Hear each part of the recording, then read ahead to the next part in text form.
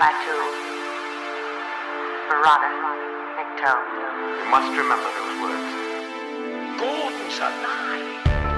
You know what the Turing test is? I know Kung Fu. Dead or alive, you are coming with me. What do you want to do?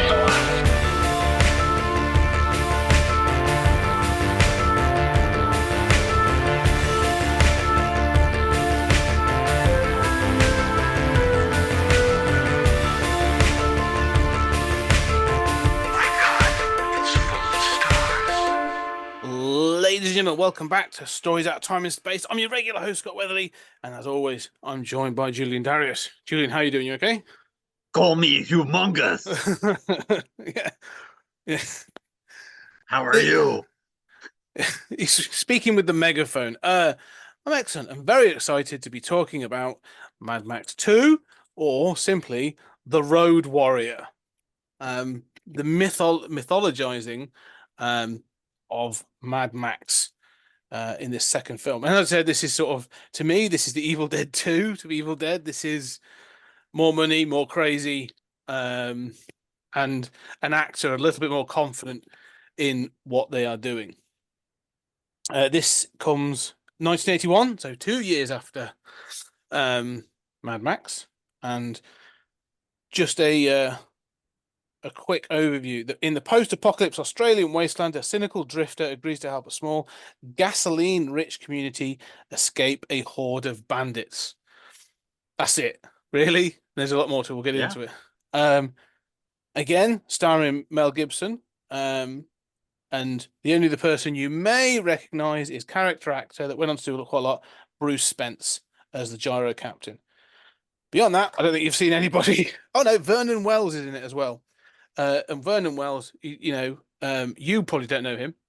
But if you were an Arnold Schwarzenegger fan and Commando fan, he plays Bennett, the villain in Commando.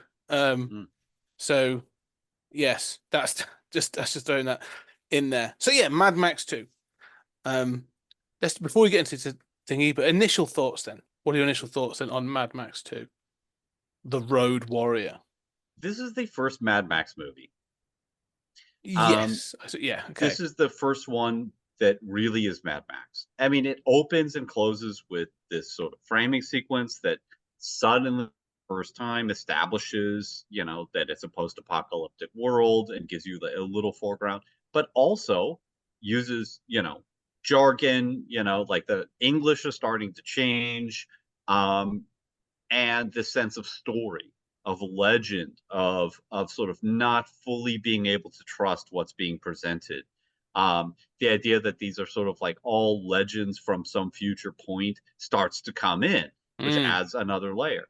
And then as the film goes, I have to say, I love this movie. I mean, I am amazed. I am just amazed at how much I love this movie. And if the first one is sort of like not good, not really meh, but somewhere in between, this is sort of definitely good. Kind of the argument is it great? And it seems to me it's more great than good. Yeah. It is fun. It is weird. It is just like, been turned up to 11. They have the Mad Max formula now. Yes. Yeah, agreed. So I think I completely agree. I mean, this is like 2 years later, but this I think the success of the first one was a bit of a surprise. Didn't really get seen by loads of people, but it triggered off enough that were like, "Oh, we're going to give you some money to come back and do this." And because they set it completely in the wastelands, like there's no town, there's no sort of like needing for locale sort of shots. It's all in the desert, and we're going to build like a rinky-dink kind of set, and that's it. Like we can basically do the rest on the sands and on these sort of like abandoned or these very rarely sort of traveled roads. Allows them to do some of the craziest stunts pre CGI. Like Yeah. practical stunts going on with some of these cars and some of this stuff. And there are several occasions, we'll talk about it when we get to the end, where I'm not entirely sure the stunt went as they intended, and they still Yeah. get it on film. Yeah, and it looks amazing. It Yeah. looks stunning. I mean, there are times where I gasp watching these stunts, which I don't in these Mm. CGI movies, where I'm just like, it is very rare that I watch an action sequence and go, "Oh, geez," Yeah. or like I really cringe as somebody's like hitting the ground or something. Um, and I feel that. But and you say like it's a low budget, it's still cheap. They've assembled these sets together. That's true, but it still looks great. Yes. Like that little community with the gas tanks and everything, and an oil rig. Like it straight up has it's not filled with water, but a moat around it. Yeah. And like a school bus that's like driving. I mean, like it is really impressive what they've done with, as you can see, mostly cobbled together stuff. Mm. But it looks really good. like, Well, this is what I find kind of fascinating about this. I've never read them. There are several books I should highlight. There are several books that document the making of these films leading up to like Fury Road, and including Fury Road. And I'd love to read some of them. But what I find with this is because it's set post-apocalypse and they're supposed to be cobbled together, it doesn't need things because the idea is what can we scramble together? And so the crew must have been like, what can we scramble together? It works. It looks, manufactured in that sense of like, this is what we could do with what we had. And so I like that. It looks kind of like rinky dink. It looks sort of cobbled together. It's not designed to look stunning. This is one of the things we said, I think both of you and I actually sort of pointed out about Waterworld when we discussed Waterworld with Kevin Costner. When you go to that sort of island town in the middle of the water, part of that is it looks like a set. It looked like they've built this to do this stunt, this stunt, and this stunt. It looks like a set. This doesn't look like a set. This looks like a production crew have gone, we've got a bus, some sheet steel, and some corrugated iron, and we're gonna weld all this shit together, and we're gonna get barrels, and like it looks like it's been cobbled together in hastily. But like let's go deeper on that, because even the bus that's used as their de facto gate, right? Which I'm not sure is the most efficient use of oil, but in an oil lacking world, but okay. That bus has like metal sheets on the front of it to make it not just look more like a gate, but also have some kind of reinforcement and protection if somebody rams the front of that bus. And then on the back has like a little garden and like stairs and stuff. Like, no, right? Of course it would. Here's an extra wall, an extra surface. Put something on. I love that stuff. It just feels so lived in. It feels so, and lived in a real way, not just like, oh, it's Star Wars, it's lived in, so like the interior is a little dirty. It's like, no, we're gonna put like a little flower garden there. Like it's so lived in that idiosyncratic, like humans do weird stuff, Yeah, kind of way. no, I agree. I think that idiosyncrasy goes throughout the entire film. Yeah. But I mean, this is what this film is. I mean, again, this is still a Western. We're still in that Western territory. I think this is the whole sort of series. Is the more I realize it, this is a Western sci-fi post-apocalypse Western franchise. As you say, Max is now Max. Max is now the recognizable Mad Max. Gone are the chinos and shirt. Now we're in sort of leathers all the time. Pads on the shoulders. One sleeve missing. This is the recognizable Mad Max that we sort of know. But more than that, as you say, this is the world that we now recognize. Like cars have been overhauled, they've got spikes on and grills on. Dune buggies of like some of it's just like frameworks that have been stripped down and then got people with guns on or flamethrowers, and they've gone to town on this stuff. So I think this visually there's something incredibly satisfying about this film because it's so practical and so tangible. Like all these vehicles exist. Every crash, like there's a crash that like there's There's a crash, and I want to understand it later on. There's a crash where a car goes end over end and throws somebody out who goes end over end, and I'm like, yeah, that guy's dead. Like we've just caught someone. Like it looks like Yeah, I mean, there are times where I'm like, oh, they've cut from the stunt person to a dummy. oh yeah, And it's I clear to agree. me, it's like, oh, okay, that's the cut where they replace him with a dummy. But But that car is really toppling, and yeah, that's a real car with like a framework for like a guy to be mounted on display on the front. mm, It's just like crazy shit. yes, Um, yeah, and the stunts are really impressive. And I am yeah, not a stunt guy. I mean, I am mm, I am like, tell me a story. I'd rather have, one more element of story than one, better stunt. Um, but even I am just like, no, this is impressive. And they save it for the climax, yes, whereas like in the first one, there's like, oddly like that chase at the beginning is more exciting than, the once Max finale. intervenes, and Yeah, the finale, right? It feels kind of oddly, diminished from stunts earlier. Here it's just like, no, we're going to pace it properly, and it is impressive stuff. mm. Well, I think that's it. And you say that the story, because again, we said that the elements of the Max franchise is minimal plot and story. Like, yeah, this is sparse. Like, there's no complicated, subplots. There are some, but there's no complicated subplots. There's no sort of thing. This is an A to B kind of sort of scenario. But as you said, those stunts at the end are part of that story. Like, there's a desperation. This thing culminates in there's a tanker full of gasoline that the Humungus and his crew want, and these people have, and that's what it boils down to. But they know they can't survive under siege in the wastelands for much longer. So the idea is to break out and travel north to a beach. They're these northern coastal areas where they're going to set up again. And as one character just says, there's nothing better. No, there's nothing else to do there but breed, and then possibly Yeah, like in the best Australian accent.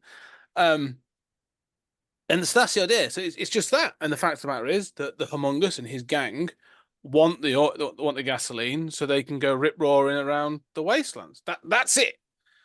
And so even yeah. all the stunts are like this, it contribute to this desperation at the end. Um, but this I wanted to touch on world building just for you go because we said I mentioned it in the last one. I mentioned the guy this Terry Hayes is who I read about built a backstory. So we said that in the first one it's the first one is a during the decline rather than post-apocalypse. This one is designed to feel post-apocalyptic, but but what we have had is a collapse. So this is where you said, oh, the last one we had remnants of the court system. There's clearly still some sort of government in place.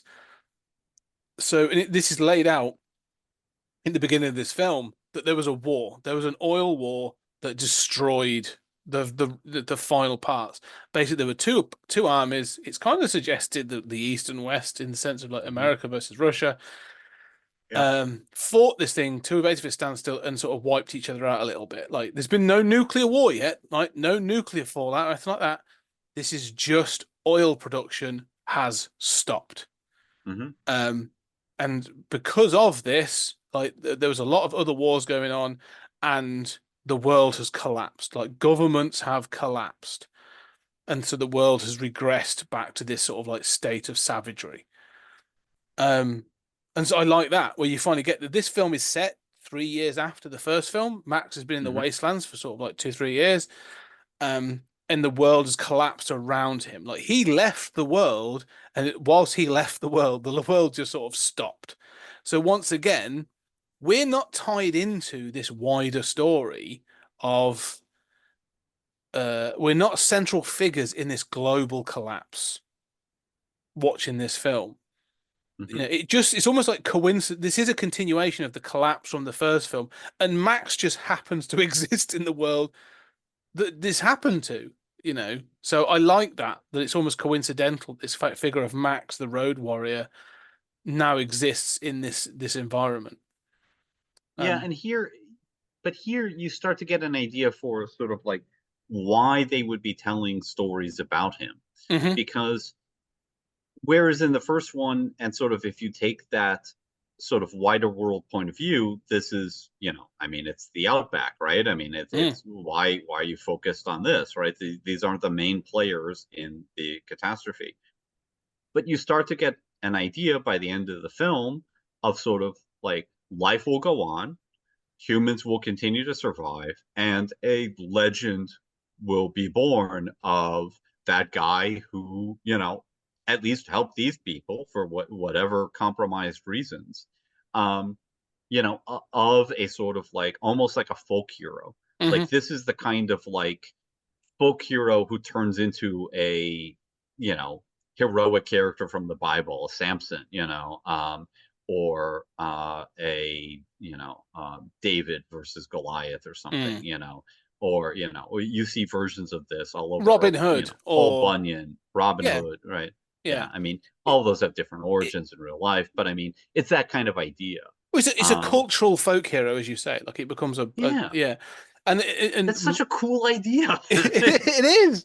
I love it. But also, as you say, it's not just that we're seeing that happen. We are told that it's happening. The story, we get a narration at the start of the film. And then we are introduced to, we're not told who the narration is by to begin with. If you've watched it a number of times, you know, but we have this narration which talks about the collapse that this has happened in, as you said, there's almost an untrustworthy narrator because he's sort of like, well, I was told this is what's happened. Like I can't give you the full geopolitical understanding of what's happened. Basically, I don't even have the terms anymore.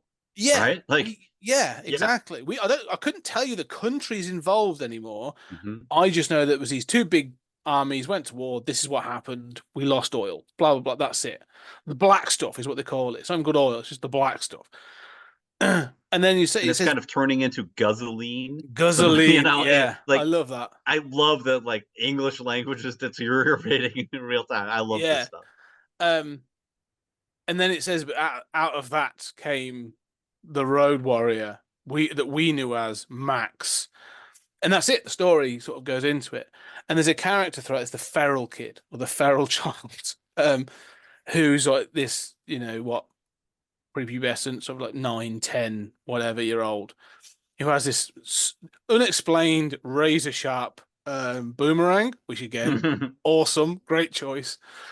And again, sort of interesting characters. Like, who are his parents? Why is he here? This is that thing of like, I want the backstory. I want the, and there's stuff there, but I want the side story. There's so much because he's not part of the community. I want the rise of Humongous.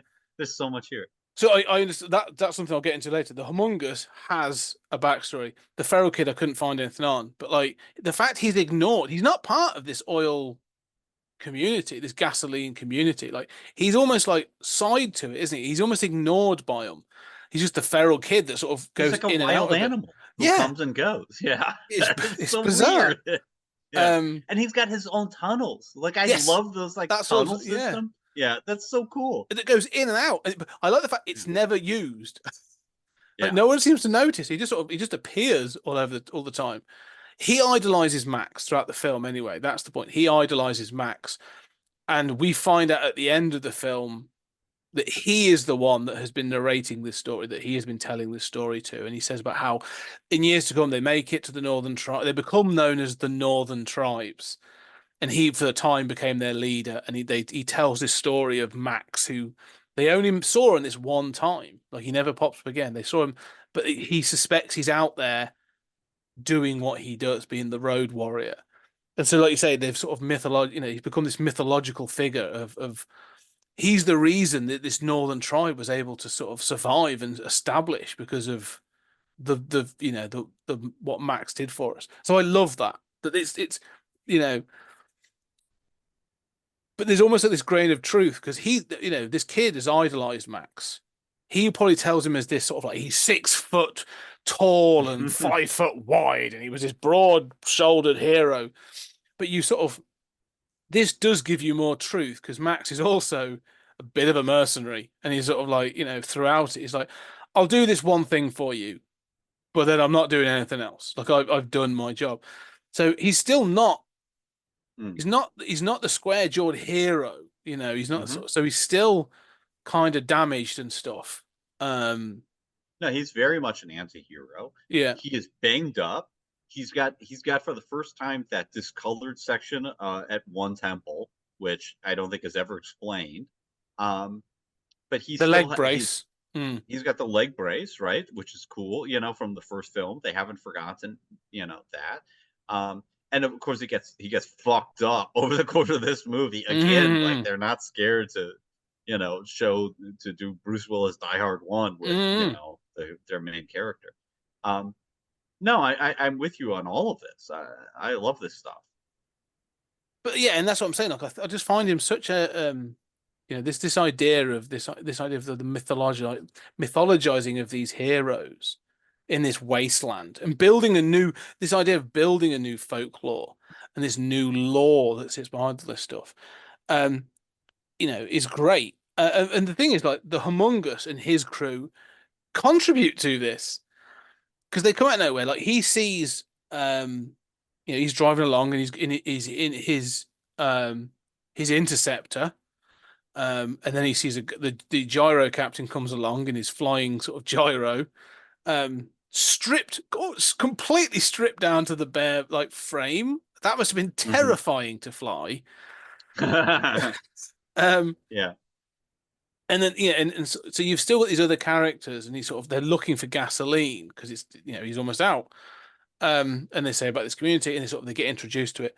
But then when the Humongous and that crew turn up, and give Max like a bit of a kick in and stuff. Like this is where we're leaning into. Oh, Tokuto was interesting. The Humongous is crazy.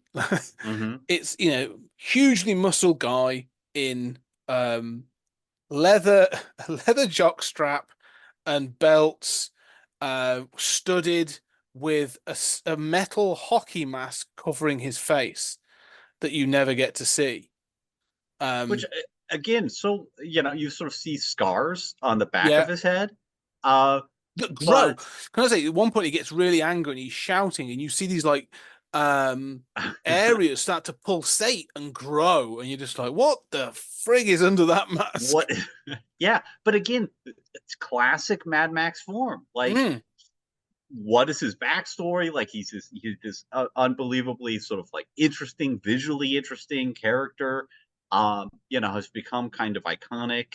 And they don't show you his face, right? Again, the sort of like constant withholding of, it feels like this lived in universe. You're not going to tell, like, there's not going to be a character who says like, yeah, I put plants on the back of that bus, that's my little garden. Do you like it, Max? It represents hope for the future. That is every other movie would do that kind of shit, right? Every other movie would have the guy revealing his mask or taking off the mask, or he's defeated and somebody looks inside and, either it wasn't so bad or they wonder what his story was. It's so horrible. This universe just eschews any of those cliches. It's just much more like real life, where there's just stuff that gets explained, but most stuff doesn't. I think it's great. I mean, the other thing is, I would say on both sides, what we get is characters that are clearly got like there's relationships going on as well, and that again we want to talk about one of the main. The Humongous is sort of like the main villain, as it were, but the other one is one of his bikers, played by Vernon Wells, is Wes, who's like the mohawked guy with the American football or the football pads on, and you said the assless chaps and all this other stuff. But he's got the like crossbow on his wrist. And all this other stuff. Yeah, the mounted crossbow thing. Yeah, like, yeah. And he has the bows, the darts or whatever it is, the bolts on his strap on his leg and stuff. He's all ready to go. It's like a primitive version of Deadshot. Yeah, yeah. But he's got like he's got like a leather sort of clad partner, boyfriend, like that rides the bike. Sidekick, lover. Yeah. Clearly sort of thing. But it's clearly, a lover, because the the boy, the feral kid, at one point when they're sort of confronting, and Humongous is giving one of his many monologues at the inhabitants, he throws it, and it embeds in the guy's head. Again, kind of like not graphically gory, but like they're not shying away from it. And Wes goes mad. Like he is furiously broken to the extent that like Humongous has to hold him in a choker hold to knock him out. To Knocks say, him out. Yeah. yeah, he chokes him out to be like, look, calm. Your time will come, but not now. And so again, it's not. It's this weird thing of going like, no, they are mad and they're violent and these are vicious, that are going to do sort of like God knows what. But they've actually there's clearly like love and affection amongst these people. Like it's really kind of like oddly balanced, as you said. Like there's like, oh, it's not just, I don't know, like I'm not there thinking were it's relationships there. Yeah, like you said, lived in. Like this feels like, oh, there's a story before we've turned up to watch this film. There's a story. Like things have happened that we are not privy to, and that's kind of interesting. Like we're just peering through a window for a time in this world. Yeah, the other thing that lover's death sort of cements to me is this thing that this movie does so well, which is kill characters you don't expect. Part of the brutality of this world, and this, those two were part of yet another rape scene, from the first one. There's another one in this that I think is just there to underline the brutality of this world. But I was very surprised when his lover was killed. And okay, so it motivates him, but then he's the first of many characters who you are shown. I mean, the camera had focused on the two of them on the back of the bike, the two gang members. You sort of imagine, oh, those two are a pair, and they're going to be important as the film goes on. No, we're going to kill one of them, very quickly, and then other characters, die in the final conflict. I mean, a bunch of characters die that have been given screen time and given, rare moments to talk about what they're doing and the choices they're making. And that's just part of this sort of brutal world that George Miller is creating here. No, I agree. It really works. It does. It keeps you on your toes. Like no one feels like, other than Max, because you kind of get that. But other than Max, like you're never entirely clear, like who is safe. No one's safe. Who isn't. No. Yeah. Right. And so it does add to when you finally get to the climax of the film, or not even just that. When there are other elements of the film, like when they're being attacked and stuff, the compound gets attacked and stuff. You're right. You're not entirely sure. Like, okay, well, who should I be following? Like, who's going to be sticking around? Like, I don't know. And I do like that. I think that does help. It kind of helps in my investment in the film because I do feel like this again feels not so much realistic, but like lived in and like it has consequences. Like, oh, you're not safe. You haven't got plot armor in the same, other than maybe Max. You don't. No other characters have really got plot armor in the same way that other films are going to introduce. And that to me is sort of important. You need to feel that sort of, especially in this kind of world, you need to have that. Well, okay, I'm not entirely sure that this person's going to make it any further. Well, and then to have the boy, the one child character, be the murderer of one of these established characters is quite shocking. And there's no morality to it. He's just like, yeah, I took one of you guys down. I mean. Well, one of the weird not to mention they've got prisoners. The whole setup is that these scouts have been captured. Some of them have been raped and killed. And they've got prisoners strapped to their vehicles. And then a little boy murders one of their guys, and it's like, yeah, I got one of you back. I mean, like this is already pretty brutal. Oh yeah, because we should say that. One of the things we witness at the beginning of this film, one of the reasons Max ends up getting involved, is because he meets the gyro captain. They start watching from a distance as one of the they've been looking for a rig, like a lorry rig or something, to take the this gasoline truck out. And so they've been out and about, and they use there's actually a really good moment. Max pulls out a pair of binoculars, and then the gyro captain pulls out this like much larger telescope, and Max just grabs it, and then they zoom in on this car being attacked and the people being dragged out of it and stuff, and these gang members and stuff I think being that's brutal. earlier. It is. I'm saying I that's mean, right at the beginning. yeah. That's what introduces them to the plot to take them to the because then Max said, well, where the hell are they going? Like, Outpost. what was this all about? And the Well, gyro captain said, oh, I saw this thing out in the waste.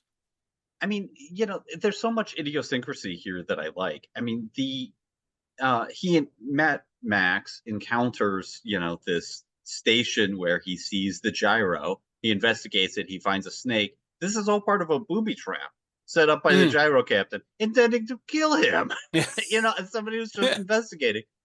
The gyro captain gets the drop on him. He's defeated the snake, and Max has explosives rigged in his car. And you're like, on his fuel tank underneath, and you're like, right, this is he's thought ahead. He's a much smarter, more prepared character than in that first one. He's been in the Outback for 3 years. You feel that, right? Like, these aren't just dumb characters doing dumb things. And Max learns that from the gyro captain that there is a massive amount of fuel 20 miles within 20 miles or whatever. Yeah. So he's interested, lets him live. They go out there, but he still treats the gyro captain like shit, right? Keeps him handcuffed, feeds him, throws the can of dog food. There's a wonderful. So first of all, the stuff underneath the car, I'm just like, oh, this is interesting. This is, it's not the biggest deal, but it's this sort of like, oh, people have thought about this.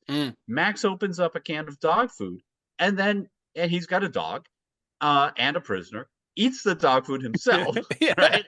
And then throws the can to his dog. And it's like, there's a pecking order. The prisoner is beneath below the the dog dog in the hierarchy, all wonderfully done. And then they see this, they're sort of spying on this outpost. And again, Max, you talked about him not being a heroic figure.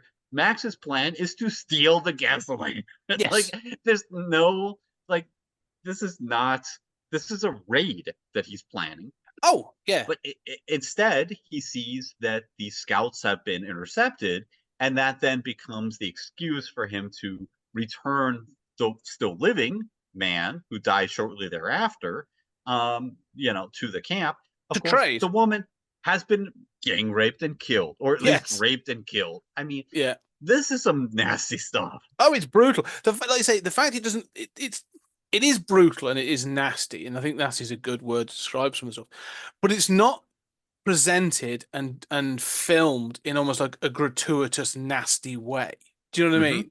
Because it's sort of like it's there. There's a brutality to the way that these people are treated, and sort of like but like other directors or films would like linger on certain things where you'd be like, this feels nasty, but there's not that nastiness in this.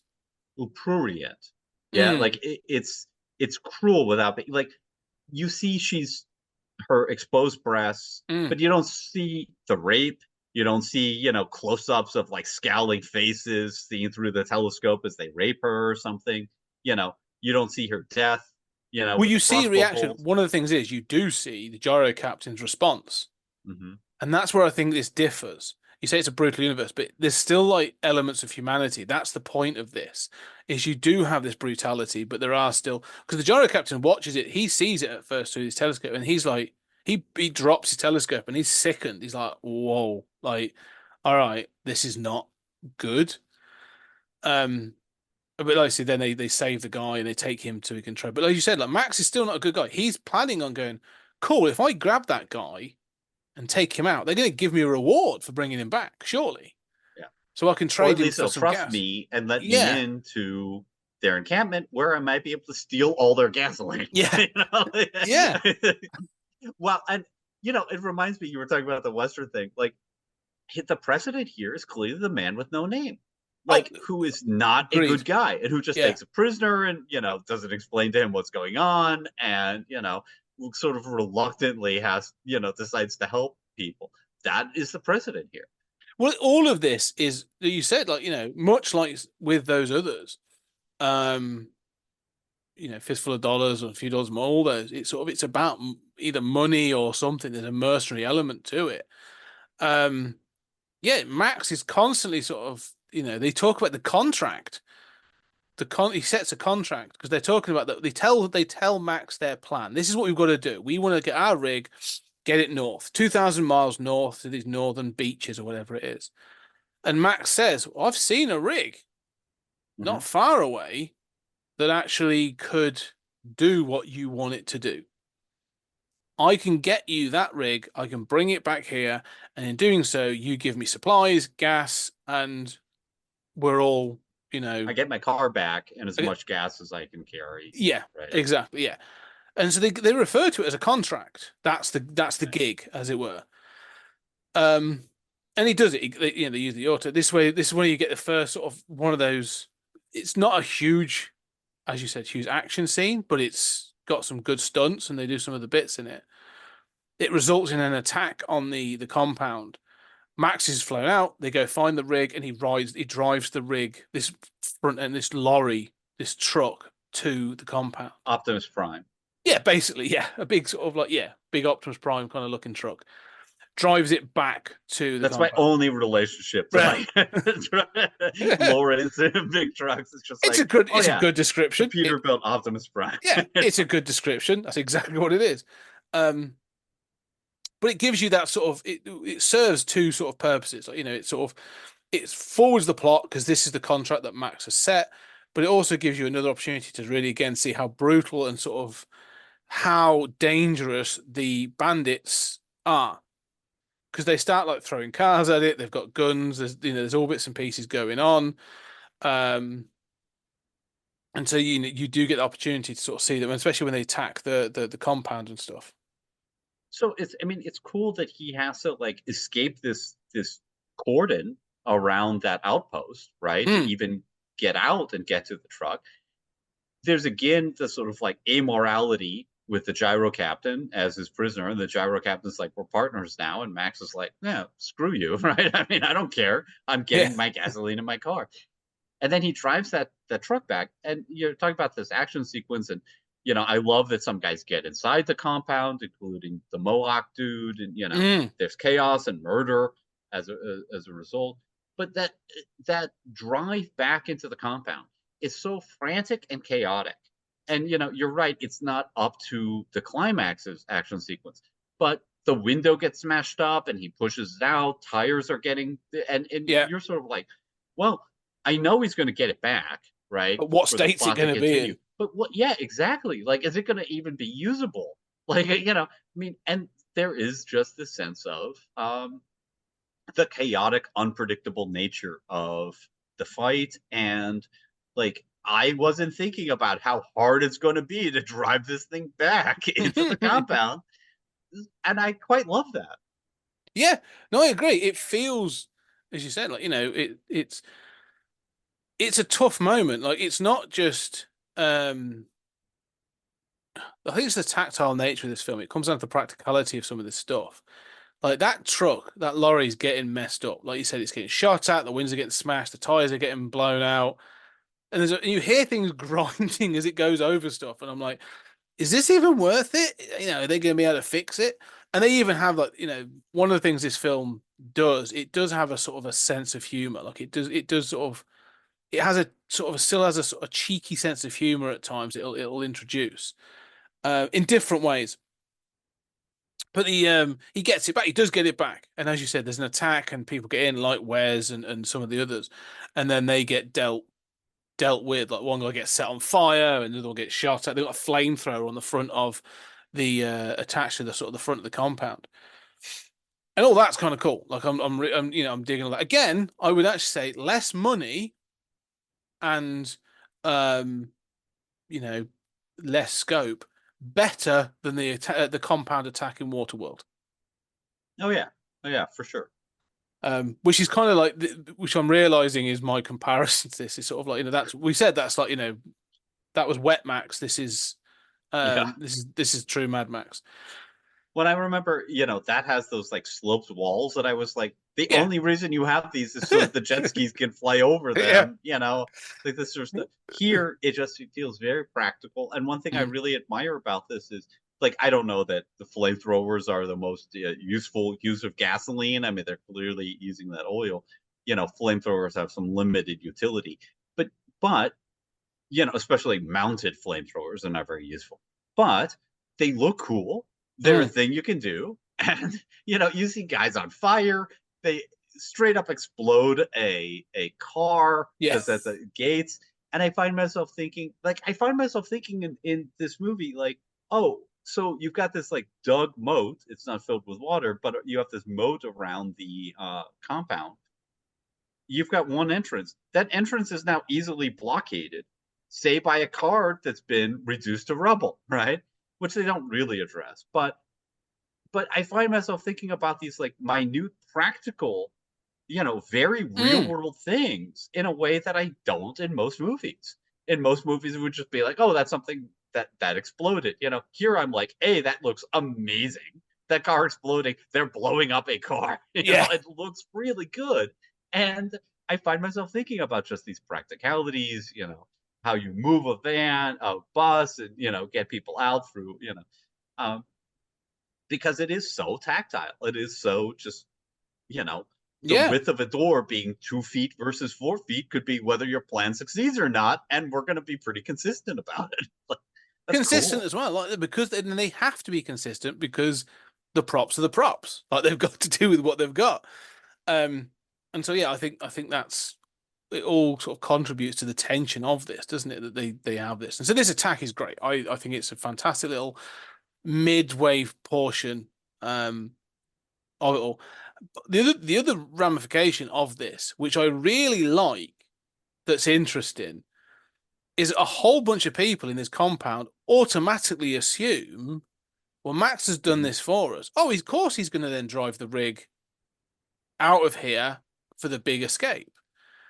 Like they just assume it. A lot of guys are just like, well, it's for you to drive, surely.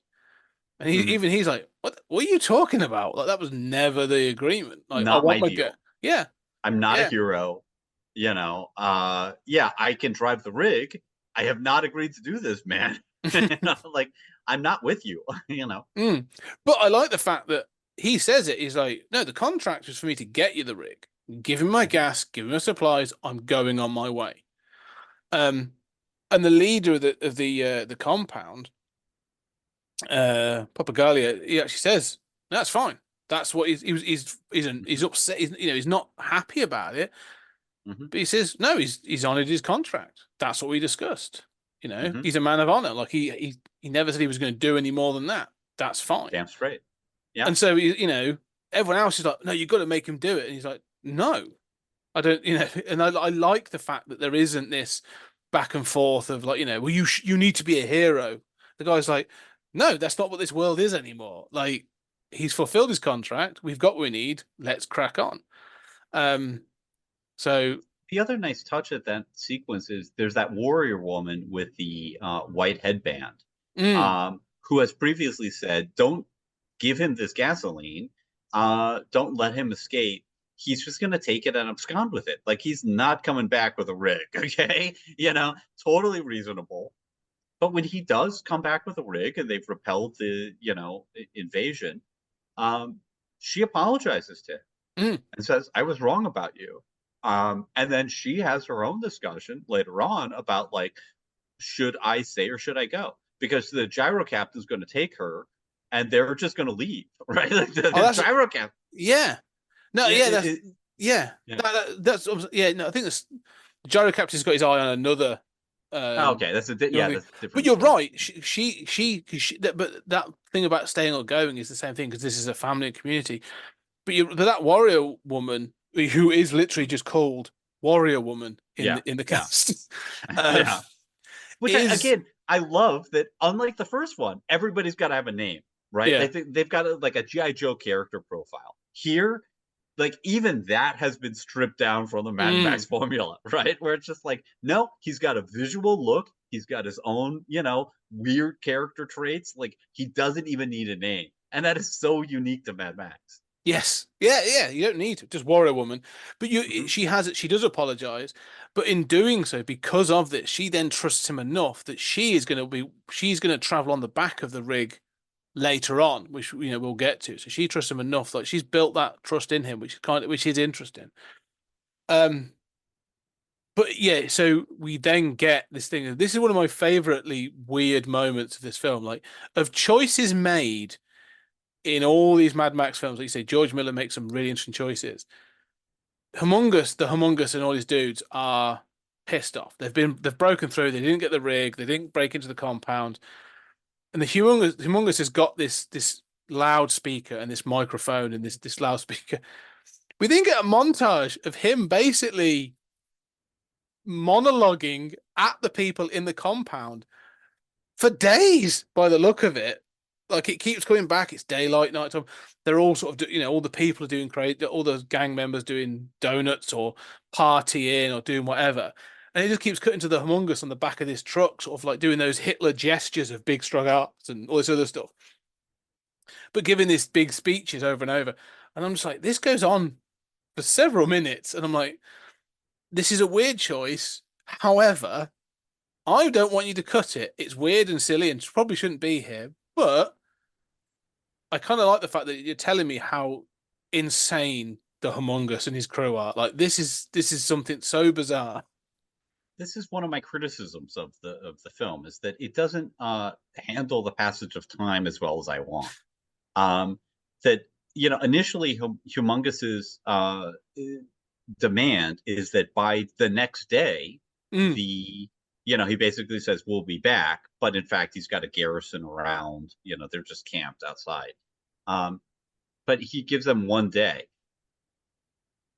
It's that night that Max persuades them and escapes. And then Max returns the next day with a with the truck, rig. Yeah. right? So at that point, clearly, Humongous is angry. They're not going to surrender. And then, as you say, sort of like, I love that the idea that days pass, but I sort of want in all these scenes of people in his camp reacting, I want somebody to say like, basically, we've been besieging this outpost. When are we going to do something? I would just like a little line that both maybe Clarifies the says, timeline.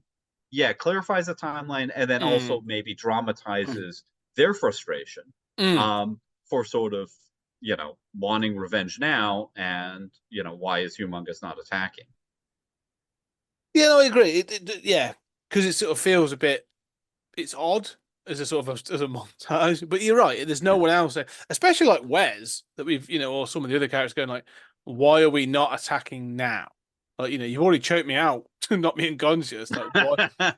Come on, let's not keep holding the line. Um, so no, I agree. I do agree with that. Like the passage of time is a bit weird in this film, in this not in a weird kind of fun way. It's like Yeah. I'm not entirely sure how long this is supposed to take because Max is obviously injured as well, and you Well, know, so what we should say is during this time, what I failed to mention is that Max then leaves with his mm, interceptor and is, himself intercepted, mm, has to blow up his car, it's gone. It kills a couple guys in the process, but manages to kind of limp back, really beaten and bruised up. yeah, And at this point has no option except to join them in a kind of escape attempt. So mm. this extra time, this montage, which is a crazy zany montage, kind of gives Max some time to heal up for Yes, for plot purposes. But I'm a little confused as to why Humongous is taking this extra time. yeah. I think as you've just answered your question, it's sort of from, Yeah, from to give Max, to give Max time it's like to heal. That's the only reason. And again, we've talked about plot armor. Max is the only one that has plot armor. Like everybody else is fair game. Um, yes, but it does. That's it. Like you said, it leads him to. Well, um, I've got to do this thing. I've got to sort of take on this challenge now. I've got to drive this rig. So again, anti-hero. Like he's not coming back to say, I've changed my mind and I'm here to save the day. It's like, yeah, I've got no wheels left. I'm done. Like, okay, let's do this. Um, and not to keep hammering on this, but sort of going back to, Fistful of Dollars. There's that same torture sequence, Mm, where he's really messed up, and that, is a big part of him remaining in town and mm. winding up being the hero, which obviously is there in Yojimbo too. Yeah. Um, No, I thought yeah, that. That's a so really good point. classic anti-hero sort of stuff. I mean, Yeah. but I do love how sort of amoral Max is. Yeah. Well, he's driven by the circumstance, isn't he? Throughout, like he's very good at this is the situation. There's only these are my options. This is what I've got to do. Like you say, he's amoral. Like it's not about this is the right thing to do. It's literally all right. Well, let me say in this movie he's amoral. I'm not going to sort of say that's the case throughout the franchise. I can't remember, but yeah, I love it in this film where it is that. But this is where, and this is why I you don't hear the full story. At the end of the film, you get this. You said this book-ended narration that's provided by the feral kid as an adult. Like he's saying, this is him retelling it decades later. You don't hear his full story because you sort of get the intro, the film, which I'm taking as the truth, and then you get this outro, which is him giving this sort of mythologized ending of who Max was. And this is where I'm kind of interested to go. I'd love to hear how he described Max. Like Mm, he would forget, like decades mm, later, this thing of Max's interceptor being blown up and all this other stuff, and him having to come back is forgotten. It's like, mhm. Max went out to fight Humongous to clear the way for us, On but his was own. on his own, but was Yeah. defeated. And, he took many of them, but like in the battle, he had to retreat so that, but it was enough. He knew that it was enough for us to go out into the wilds. Like there's a whole different story being told now about how this hero fought hundreds of men under the Humongous kind of thing. Um, and I kind of I'd love to know what that Yeah. story is. I think it'd be fascinating. No, it would be really interesting. They haven't done this in any of these films, but it'd be interesting to have that sort of like ex post facto narrator saying that and saying, Max knew this as or right after we get that same sequence, Yeah, and you sort of see the juxtaposition, which would further make Max seem even more human, yeah, and even more just like a messed up guy. I mean, if there's any way in which he is moral, it's that he keeps his word, yeah. right? Oh, And he he's doesn't honorable. kill the prisoner. Yeah, Mm, I mean, like he's not a bad guy. And in some sense, I always feel sort of like, I feel very relaxed and relieved by characters like that and people like that in real life, where I'm sort of like, right, I know where you're coming from. You're not pretending, you're goody two shoes who loves everybody, but like I also know that if you agree to do something, you're gonna do it, yeah, like yeah. I get you, This we're isn't chivalry. This isn't sort of like Knights of the Round Table where you're going about the country looking to do good. This is yeah, you are which seems surviving. psychotic to me. Yeah, Like yeah, yeah. yeah. Um, yeah, which isn't the case. Never was. It was closer to like Of course. Simon Hopkins going around burning witches, but um, Well, knights were vicious mercenaries. mercenaries Yeah, who like everyone hated. You know? yeah. Yeah. Um, so I do like the fact that, like you say, it's the amorality is actually way more human. But you're right. I would love it if there was a narration where it was sort of like, and Max rode out into the wilderness to take on the Humongous and all his vicious bandits, and then we're like, he's going, I'm done and I'm off. Yeah. um, that's the kind of thing that gets taken to an extreme with characters like Jack Burton or someone like that in sort of little, Big Trouble in Little China or those films later on when they're like, they believe they're the ones that believe their own heroics, but like Max is slightly different. Um, but yeah, then we do get to the climax where the rig is ready and they're all packing up. But you do get that moment of the gyro captain about to leave with the sort of the young and early 80s pretty girl who he's sort of convinced it's time to leave. And he's less moral than Mm. um he's less moral than Max because he's part of the plan. He's supposed to be sort of their air cover for things. And he's willing to leave the night before and he's trying to convince her and say like, no, no, no, they won't miss you. You'll be fine. Let's go. And it's her that basically Mhm. says, no, I can't leave. These are my family. This is my people. And so they stay behind. So again, Max is sticking around. He's going to do his bit. So you do get that comparison and that sort of, against the gyro captain, who I think sort of gets to learn something from watching Max and being around Max by the end of the film. Um, and I've got some questions around the ending we'll get to. But the rig, let's go. The rig goes the next day. It's the big hoo-ha, right? And they go off, and it's a one-way journey because they blow up some of the bandits attack. They're leaving, and some of the bandits sort of raid in through the open entrance into the compound, looking to supposed to take supplies or whatever, and they've rigged it to explode. Well, also to confiscate the oil rig, right? I mean, Yeah, which is presumably still producing oil. well, they This is still believe a so. valuable Yeah, we don't know. We outpost. don't know if it is, but they believe it is. They've used it almost as bait.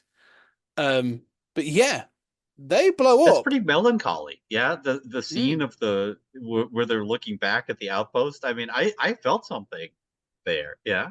including that explosion though, which I Oh yeah. like. I love the fact that they've. It's one of those. I've recently been watching and discussing Jackie Chan films. Hmm. And there's something like when Jackie will do like a massive stunt or a big crazy thing, like they've clearly filmed it from like 7 different angles, and they're like, "Oh, we're using all of them." Um, that's what this felt like. They're like, "We've got a massive explosion, and we've filmed it like from multiple angles, and we're going to show you it again and again and again." Cool, do it. It's pretty impressive that what you did here in 1981.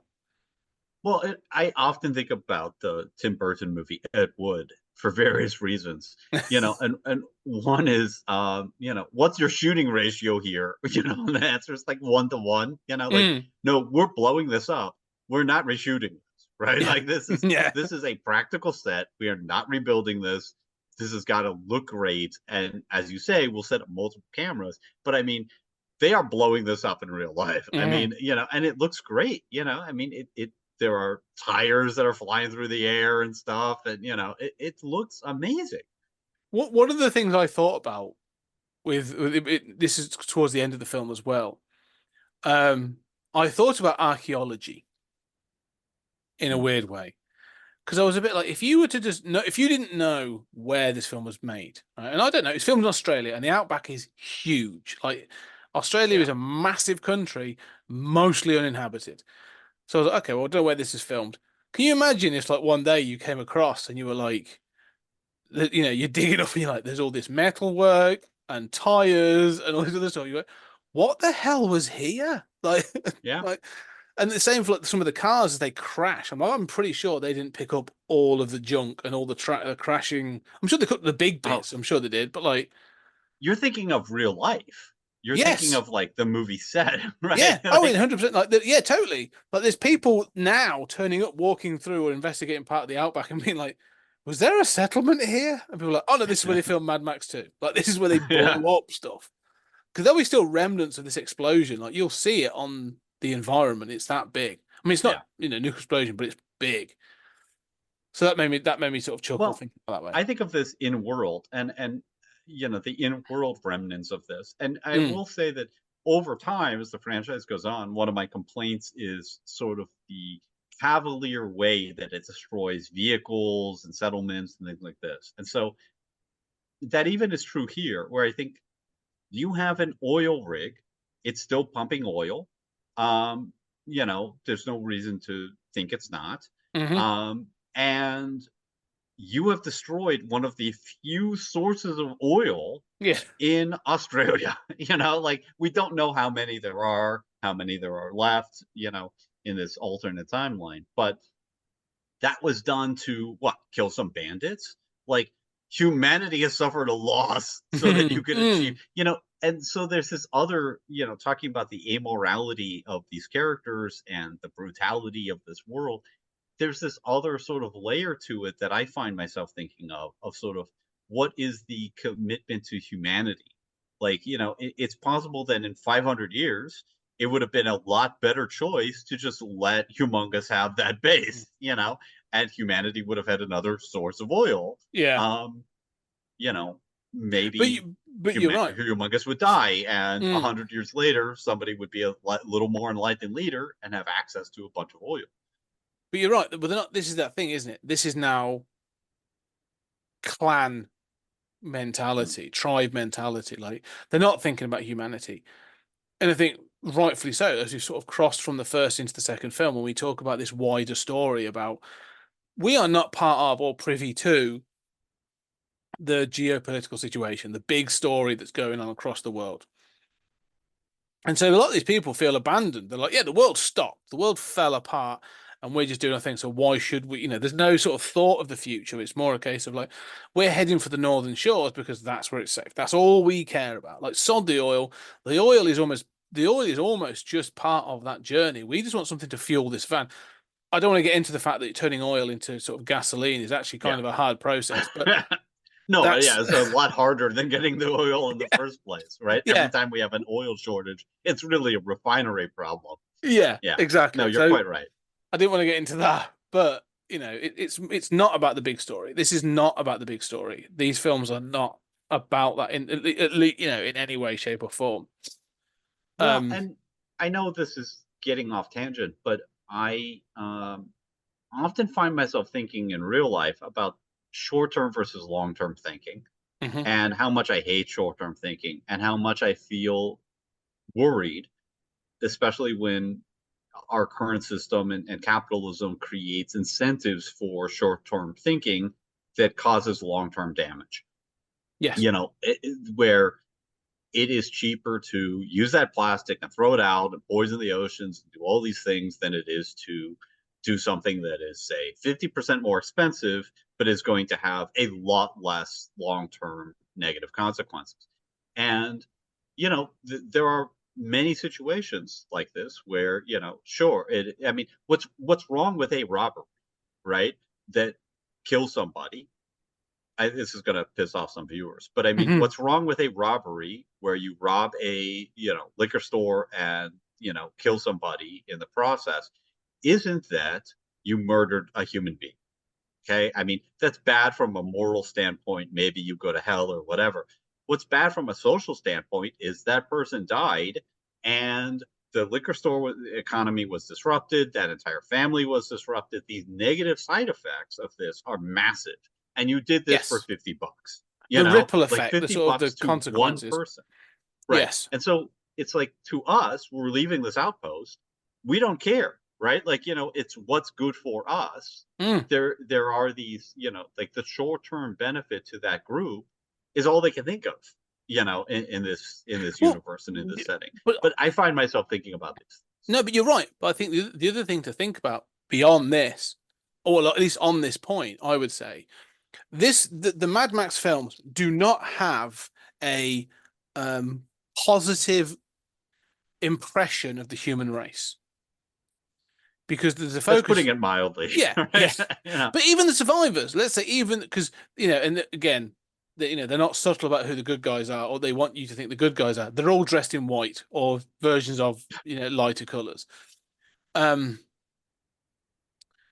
and Max, obviously, in his black leathers, is clearly supposed to be sort of the standout, into that. But there's no consideration, and maybe it's just because it's filmed in '81.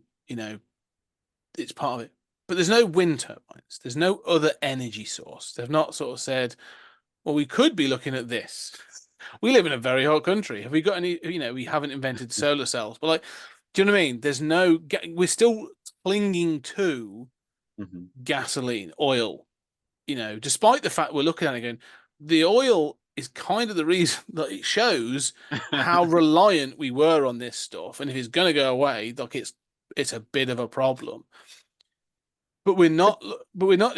There's no horses in this world. There are no cattle. Mhm. There are no sheep. There are no, other animals apart from a dog. There's no sort of even desire to revert back to anything. It's like, no, we have to have the oil and the gasoline. Like that's the push, and that's kind of interesting from my interest is yeah, you're right. That's short-term thinking. But these, not only are they blowing this place up, they're not even thinking of alternatives. That's a very good point. And I think that same lack of thinking, you see it in Waterworld, where Yeah. they're obsessed with fuel, right? And you see it in almost every zombie movie, where it's Hmm. like, no, you guys should need a fleet of bicycles. You know, like stop driving cars for God's sake. You know, Well, they like wouldn't work. This is the other thing we've got to right. highlight.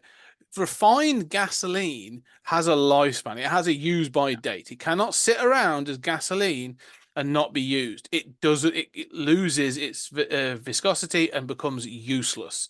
And this is why film programs like The Walking Dead drive me up the wall, because it's like 12 years after the fall, and you're like, yeah, your cars don't work anymore. You're all Mhm. riding around on horses or bikes, and that's it. And in fact, this is actually a point that was made. Actually, one of the showrunners on the later seasons of The Walking Dead, this got introduced as a concept, and they said you cannot have Rick Grimes or Daryl riding a bicycle. Yeah. It doesn't Yeah. work. It doesn't look cool enough in a post-apocalyptic zombie world. And Um, that's clearly going on in Mad Max yes, as well, where it's just exactly. like because it's the Road Warrior, right? I mean, Yeah, going back to the first movie, part of the joy of this yeah. is muscle cars, like thrashing each Doesn't other work on if he's streets. doesn't work if like we come back to Mad Max 3 and he's stracking on lycra and a nice little, a helmet and cycling the Yeah, wastes of the no, it doesn't apocalypse. look as cool if you've got like a cattle prod strapped on the front of a bicycle. No. So, I understand visually and sort of like, why. But you're right. But you could still throw these things in there to be like, even the gyro captain could be like, well, my gyro is actually powered by something else. I don't know what, Well, I've been and able this to point I've been about able to ferment vegetables and I can run it off alcohol. yeah, I mean, I think in the 80s people weren't No. thinking like No. that. I mean, even today, as you And point that's out in why we Walking are Dead, where we are. There you that go. is true. Yeah. That's very true, right?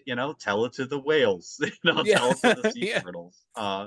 They're not happy about our short-term thinking. Yeah, not. But they'll be lucky because they'll be saved by Captain Kirk in a couple of years anyway, so it's not a problem. Um, but yeah, Well, but all the more reason why that oil rig it still should matters because yes, that's fresh exactly. oil coming out, right? Yes. So you are right. There is that element of it, and I agree. There's this idea of short-term thinking. Um, but let's discuss the climax. Then. So the climax of this film is this 10 to 15 minute, maybe even longer, sort of insanely well choreographed and stunted car chase, focusing on Max in the rig. Um, and there are people jumping on it, like there are people falling off it.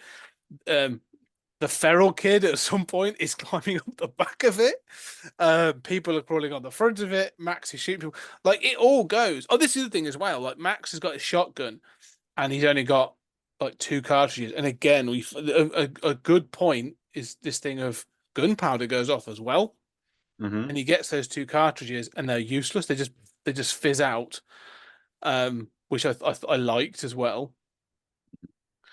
So there's these sort of things, but this whole car chase of cars just tumbling over each other, plowing into each other, people jumping off things, is it's brilliant. I see why It's this film. amazing. Yeah, Yeah, I mean, so even that oil rig has been outfitted with gun installations, right?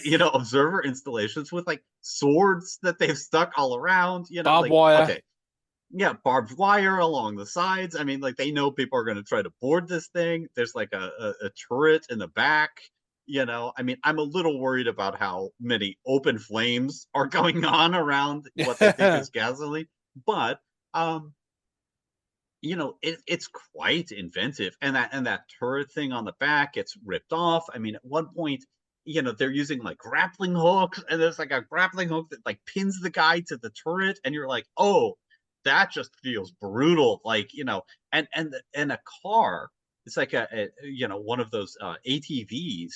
It starts tumbling on the ground and is Yeah. being pulled by the grappling hook Yes. attached to this turret on the back, which a guy's leg is pinned to. And you're just like, And then it holy shit. rips And off. you're It watching rips it off. Yeah. and then rips that whole turret off the back. I mean, just amazing stuff. I'm just sort of looking at some of the just checking some of the photos on it, and um, it's it's not even that it sort of escalates in any. One of the things is it doesn't escalate in a choreographed way. You know, one of the modern things is the escalation of action and Hmm. escalation of violence. This just goes out the gate and is just sort of like, now we're going to do this. Oh, and we're going to do this. Like, it makes sense. Now, that's not to say it's not 100% chaos. Not all of it is chaos. Things do have consequences.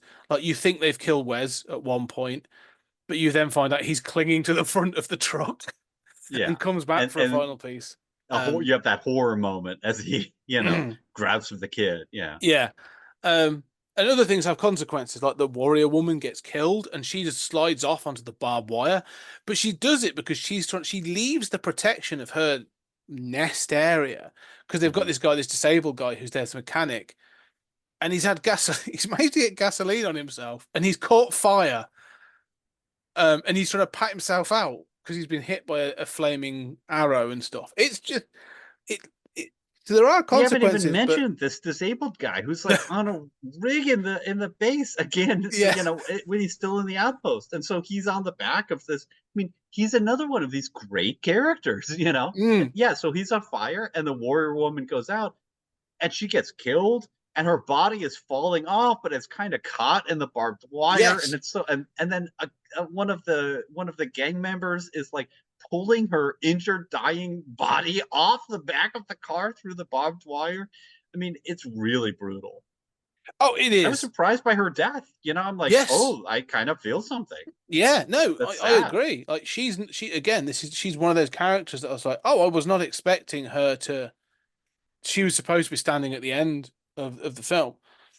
Um, and Humungus is now on this big truck as well. Like he's got his big rig chasing them down, and they've got nitrous as well, Yeah. or it's that kind of thing. So they all blasting off at different speeds.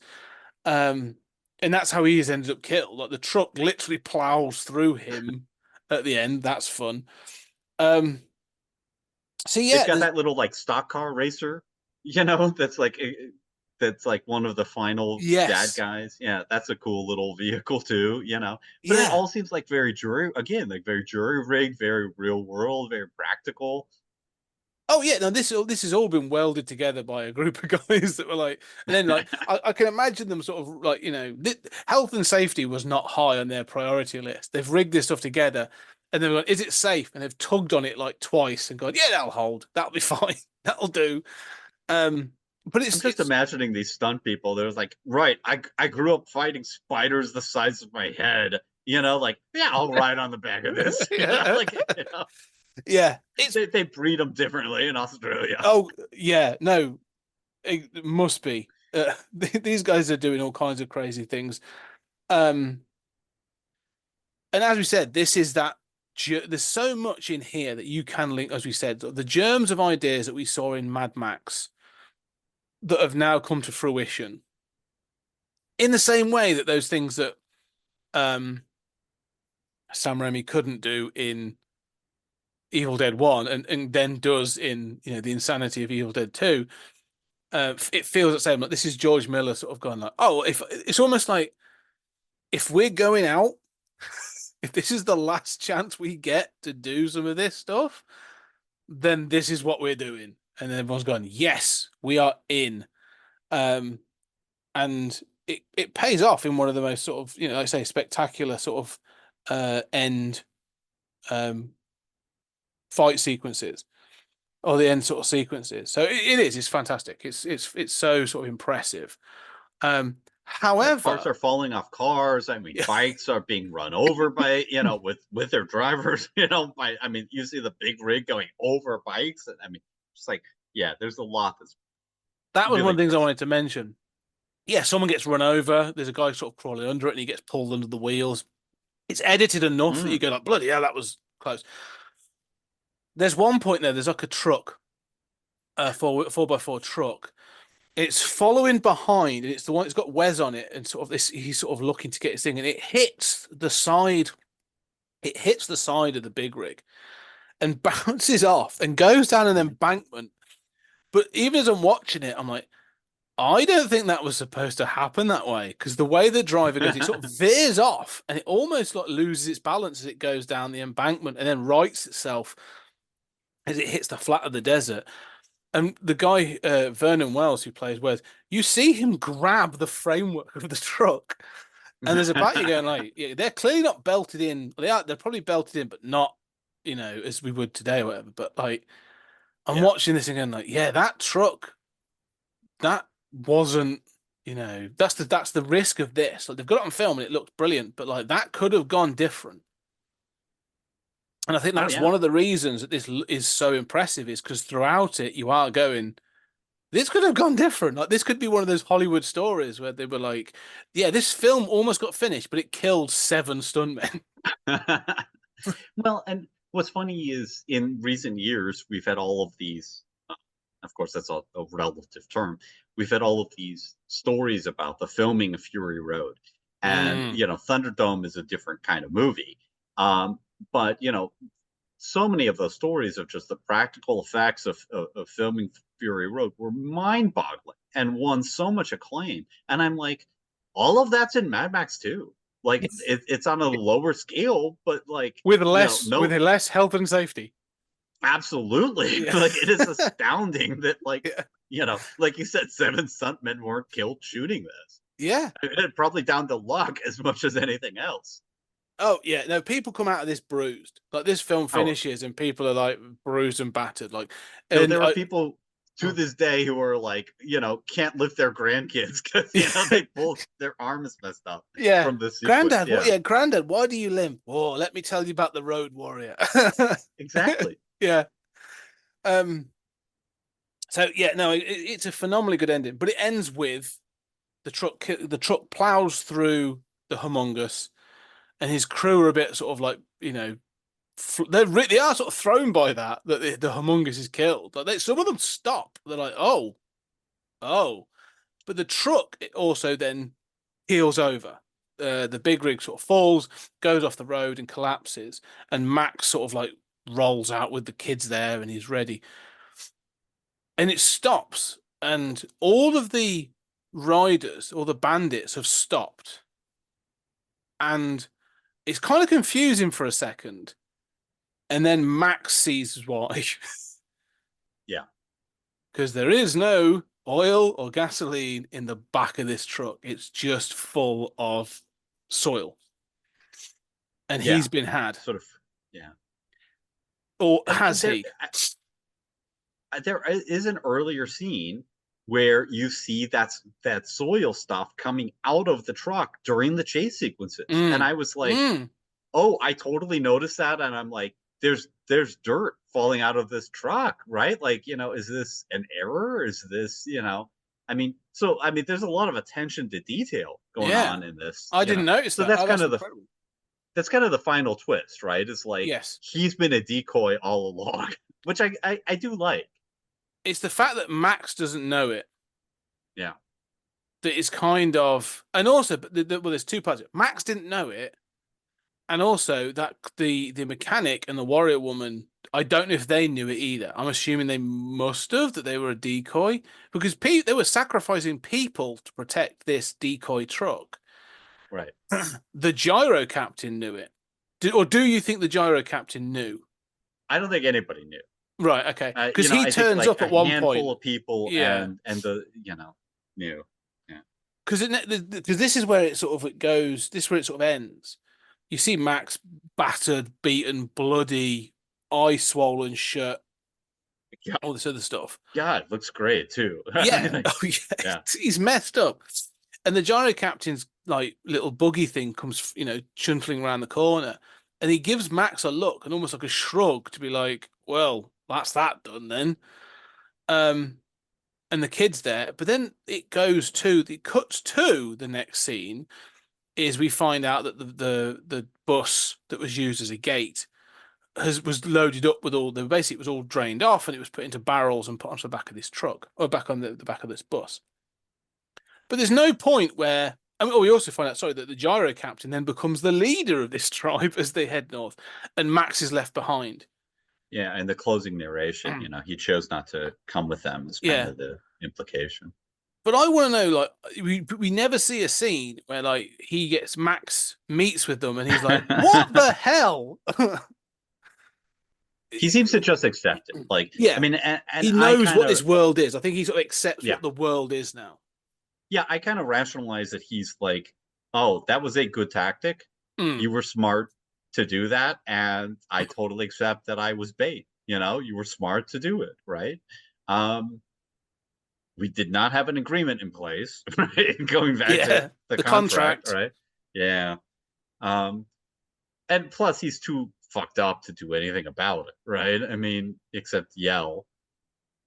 Yeah, but yeah, exactly. There's nothing to do. But the fact he doesn't go with them, Yeah. he's not looking to settle. He's lost his interceptor. There's no other thing there. But like, so he is left on the road, um, to sort of like survive.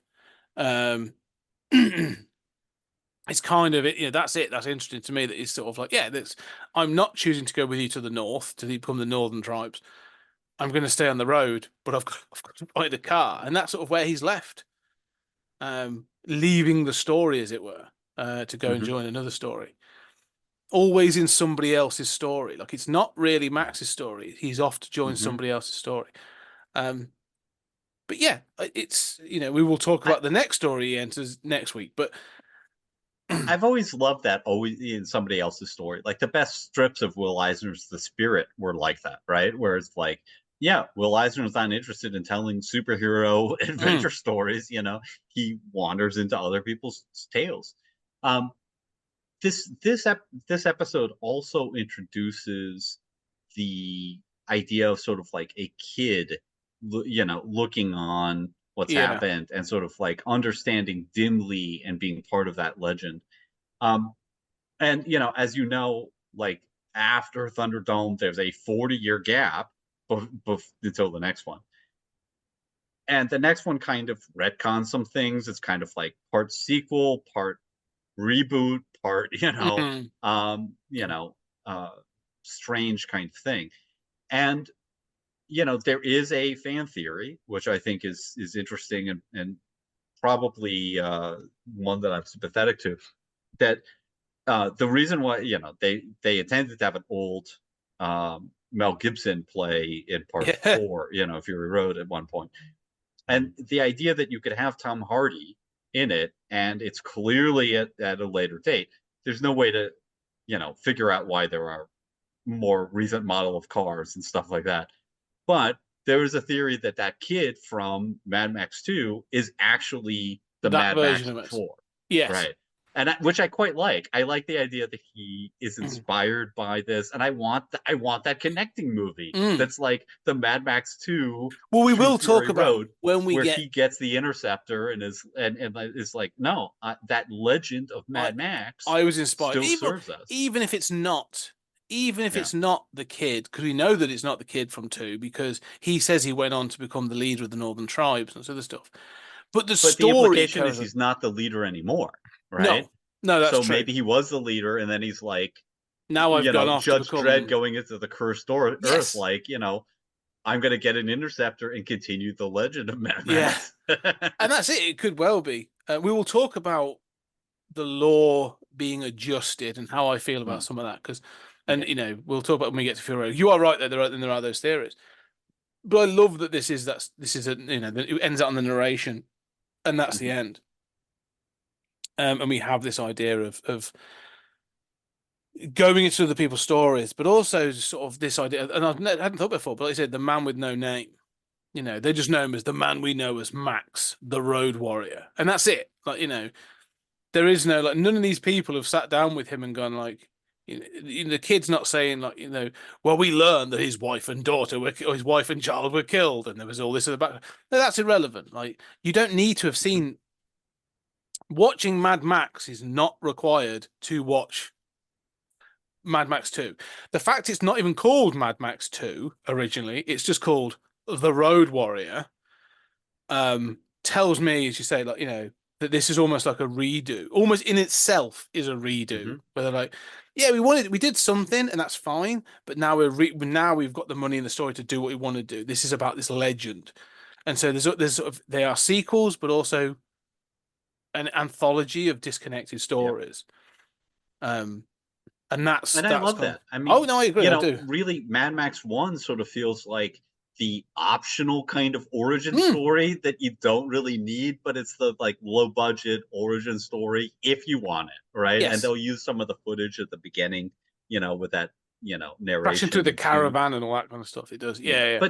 But two is it is astounding, sort of like Terminator 2, right? Where like Terminator 2 is really the direction the franchise goes, right? It's so Mm, weird, these 80s kind of early 90s franchises where the second installment was really a different genre or markedly different, right? yeah. I mean, that's true of Terminator versus Terminator 2. That's true of Alien versus Aliens, right? I mean, totally different Mm, genres, different universes. Um, this is, Mad Max 1 is a straightforward sort of, indie movie. This is like really post-apocalyptic and doing yeah. something very different. Yeah, ramping up in every possible way. I mean, I think this is, and I know that it's sort of discussed and held there, but to me, this is one of those situations where the sequel is better, or clear, Yeah. a leap above the original. Doesn't happen often, but Road Warrior is markedly different and markedly better, I think, than this than the Mad Max. Um, yeah, I agree I wholeheartedly. Like the first one, as I said when we talked about it, like I feel like if that's all we had, it would be a footnote, as you say. yes, Um, if this were the last Mad Max movie, we would watch it today and be like, how did they not make 100 of this? yeah, Like, this is so awesome. yeah. Um, this is interesting. I mean, this is the film that obviously I think launches Mel Gibson. This is we know about Clint Eastwood. You said the man with no name. Um, Oddly enough, it's the spaghetti western. It's those films that do launch his career because he gets recognized as being able to hold the screen. And this, I think, the same for Mel Gibson in Hollywood, where they're like, oh, actually, there's potential here for this star. Um, and also for George Miller. Like this is where George Mhm. Miller starts sort of like making waves. And I was just sort of, look, George Miller's one. I just want to make this comment now because we are going to talk about it. It was comments on more when Fury Road came out. George Miller as a director is one of the oddest. Mhm. He's done more things as a producer and stuff, but he's one of those odd directors. You talk about, we've talked about Sam Raimi or like you talk about Ridley Scott or James Cameron or one of those, right? Scorsese. You go, oh, that's that kind of film. That's a Scorsese film, right? Mhm. People went and watched Mad Max Fury Road and they were like, oh yeah, this is the guy that made Mad Max. What else has he made? And you go, well, he made Happy Feet and Happy Uh-huh. Feet 2. And you go, what? And Oh yeah, Babe Babe Pig. too. Yeah. Like that's crazy. And people are just like, you get these people, pardon? Oh yeah, no. He's done two animated features and he did Babe Pig in the City and Babe. And you go like, sorry, I'm lost. What sorry, Right. what are you saying to me?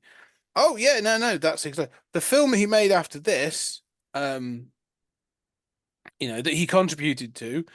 Um, he did Mad Max Motor 2. He contributed to the Twilight Zone movie, it looks like. He did Witches of Eastwick. Like this guy's got such a diverse filmography that there's very little for you to go, that's a George Miller film. And for him to come out, after doing those other films, and more recently, I want to say just another one I'd highlight was um 3,000 Years Mm. of Longing. I kind of recommend that film, by the way. Interesting, genie film. At no point do you go, that's a George Miller film. This guy, he Yeah. can do the crazy, he's happy to do the absolute crazy, but the fact he can switch and then do Babe and Babe Pig in the City, and for people, I know that those are childhood classic films that they stand by and go, oh, I loved that film. That was a childhood, defined, and I think Happy Feet 1 at least. And you go, this is really weird. This is a guy that was throwing cars at a lorry, as his opening film, Well, is now made these other films. It's a really interesting comment on his talent. it reminds me of Robert Rodriguez, Mm, who I have a lot of admiration for. But I love, Machete. I love, From Dusk Till Dawn. mm. I love the campy, over the top, violent Rodriguez. And then he's like, I'm Spy Kids and Spy Kids too, Yeah. and it's like, is that the same direct? But there, I think Miller's even more interesting because the thing that strikes me about Miller is the way he's directed the Mad Max films. Going back to the first one, they have so much idiosyncratic kind of lived in feel in the backgrounds. And that's not true of his other films that I've seen. Mm. It's not like I watch Babe and I'm like, oh, people really live in that house, Yeah. um like he's in a totally different mentality, and you would think that that would just be a trait that you have as a director, right? Where you tell like actors and producers like live in this space, think about what you would do, with the school bus or whatever. No, that's not something he does. That's something he does Mm. on Mad Max movies. Mm. Like, you know, he's an interesting dude. He really is. I think, he's the kind of person I'd love to sit down with and be like, can you just explain to me? Can we do a retrospective of your career, please? I want to know. Mm. I'd love to know his biography of like, yeah, then I shifted into Hollywood and I did, these films, and then I did Riches of Eastwick, which is a film that, and it was great working with Jack Nicholson and all those, Cher and Michelle Pfeiffer and really Mhm. going up to the edge with that. And you go, oh wow, yeah, what did you do after that? Well, then I did an animated film about a penguin, and you go like, I'm sorry, like, can we just rewind? How does that happen? This isn't Brad Mhm. Bird that's in the Disney studios doing animated live. This is like, I want to do a penguin film, and then, but so who are you? All right, well, I directed this, this, and this, and they're going, I'm sorry, this is just, I can't wrap my head around this. Yeah, I think it's a real testament to him, to be perfectly honest. Yeah. It was a testament to him that when people saw Fury Road, not only were they commenting on how good that film is and were surprised at how good that film was, no one really knew who he was, but everyone Mhm. knew the films he had made. Yeah. Yeah. And there are certain directors like that who kind of um, never rise to the sort of like Spielbergian Hmm. attention, right? Mm. And there are certain people, whether, I mean, Tarantino, everybody talks about if he farts, Oh. everybody writes a book about it. Um, I mean, like Rodriguez, people have some awareness of. I mean, and then there are people who sort of like have fallen out of fashion. I mean, I'm a tremendous fan of Oliver Stone, for example. Mm. Agreed. But I mean, people were very conscious of him as a director in his heyday. But then there are people like Miller who just have done lots of stuff where they kind of disappear into the film, and maybe because they don't have their signature style Mm. that they apply to everything, people are not conscious of them. And I remember when Miller was going to do a Justice League movie, around the turn of the millennium. And everybody was like, who is this dude? Why is he going to do just like, well, you're giving him Justice League? Like, we're used to Tim Burton, like, who's George Miller? And now I think everybody is sort of like, oh, that would have Oh, been so amazing. Even if it was bad, it would have been interesting bad. well, one of the things that I was just reading on about sort of in the trivia of George Miller when I went to his page on IMDb, he was lined up to be the director of Contact, the Jodie Foster film in 1997. Mm-hmm. And apparently he was saying things on the set or on the pre-production of the thing, how he wanted it to be. And in order to get him off the film, Warner Brothers gave him back the rights to Mad Max and Mad Max 2. Oh, wow. So they were like, we don't want you on this film so much, we're going to give you back the distribution rights, the ownership rights to these films. Um, so but he went off and did other things. That's no ding on him, but it kind of feels like he may have been playing the studio there, where he was like, I want this. I'm going to make Jodie Foster ride a big rig and wear studded leather, as she goes through the portal to talk to her dead, to her dead alien father. Um, She might dress in leather and rape the aliens. yeah, Like yeah.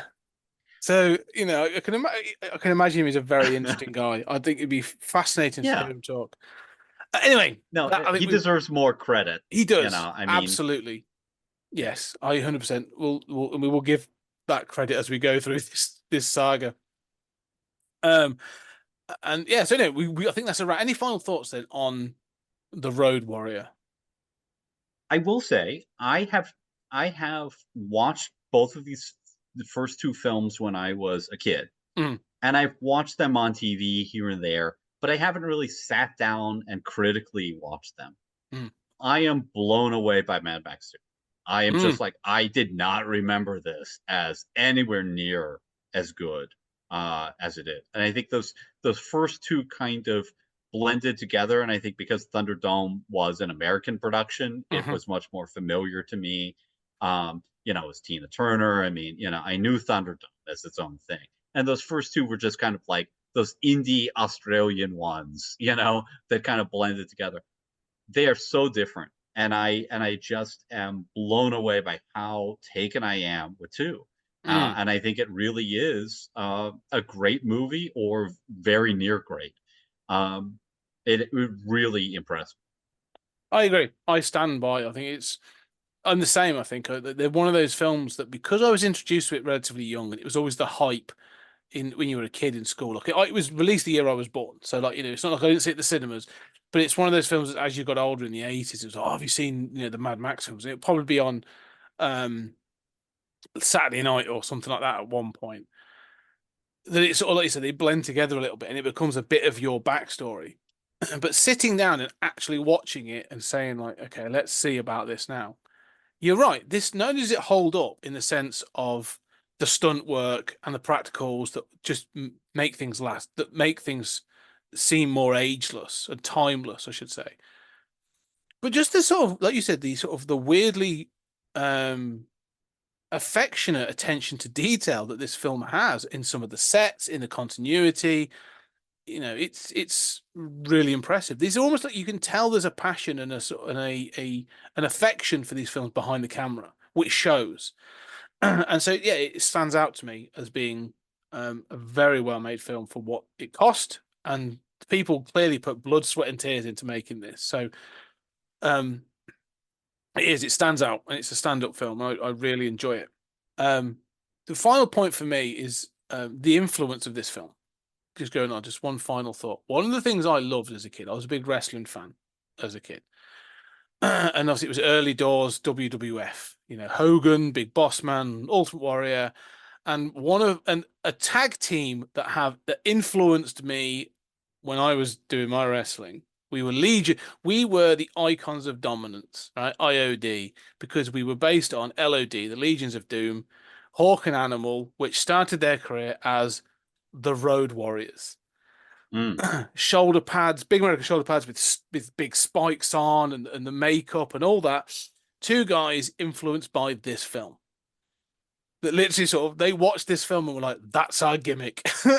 we we are the villains from Mad Max 2, the Road Warriors." They didn't go for Max; they went for Mm. Humongous and his crew. And it just goes to show that this film has sort of odd. The Mad Max series has odd influences, but it has that influence where people did watch this and be like, "That's amazing," even in the 80s. And I'm so pleased that sort of its legacy. So yeah, this film has a great legacy, but and I'm kind of looking forward to seeing, having sat down and watched this, what is in store for us in Beyond Thunderdome. Yeah, I love Thunderdome. I'll straight up warn you. There's also that Rick and Morty episode where they're in that like post-apocalyptic alternate timeline, and there's the guy in the mask who, Summer gets with, who's Yeah, clearly based on Humongous. yeah, yes.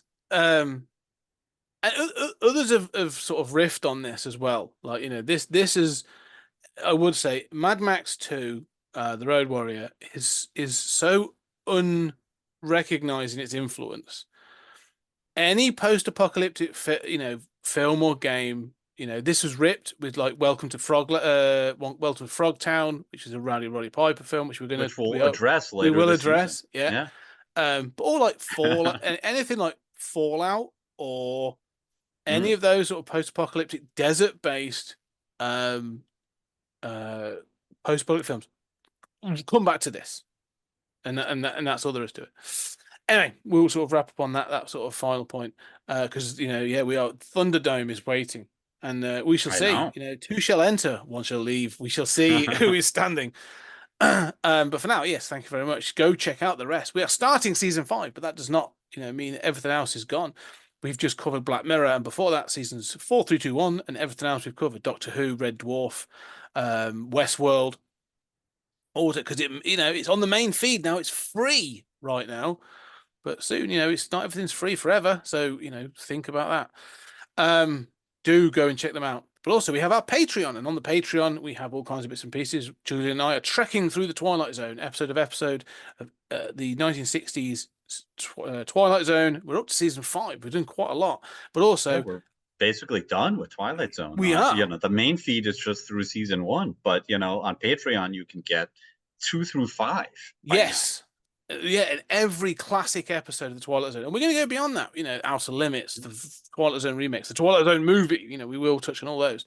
But in talking about other films that are on our Patreon, we do side stories for all those other things. We've done short films, remakes, and other sort of sequels we've covered off in there as well. So there's so much stuff on the Patreon. If you like what we're doing, go and check out hours and hours of content that we have covered. Anyway, for now, I will say, Julian, thank you very much for talking Road Warrior. Thank you. I look forward to trekking through the outback with you. Yes. Yeah. No, there's some really cool stuff. I'm really looking forward to going back to Thunderdome because I'm oddly a big Tina Turner fan as well. So that's going to play into it. So yeah. I've seen Thunderdome recently and I was quite pleased with it. So excellent. Yeah, I'm excited for it. And we'll give all the lore and we'll go through that as well. But for now, thank you very much. And ladies and gentlemen, we shall see you on the next episode.